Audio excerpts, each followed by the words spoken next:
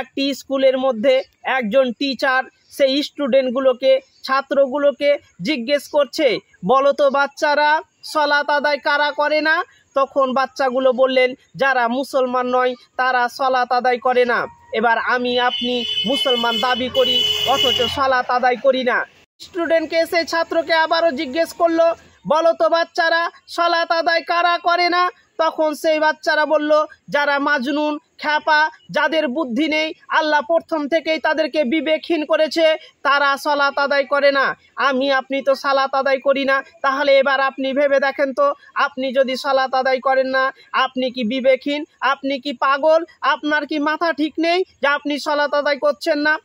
তারপরে সেই স্কুলে সেই টিচার সেই বাচ্চাটাকে আবারও জিজ্ঞেস করলো, বলো তো বাচ্চারা সালাত আদায় কারা করে না? তখন সেই বাচ্চাটা বলল, যারা মৃত, যারা কবর দেশের মানুষ, তারা সালাত আদায় করে না। এখন আমি আপনি তো ঘর সংসার হাট বাজার সবই করি আর সালাত আদায় করি না, তাহলে বিবেক আপনার কাছে, বিচার আপনার কাছে। আপনি কি মারা গেছেন যে আপনি জীবিত থাকতে সালাত আদায় করেন না?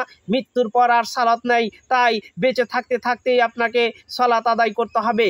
আপনার বয়স যখন 10 বছর, তখন থেকে নিয়ে যতদিন আপনি বেঁচে থাকবেন ততদিন পর্যন্ত আপনাকে সালাত আদায় করতে হবে।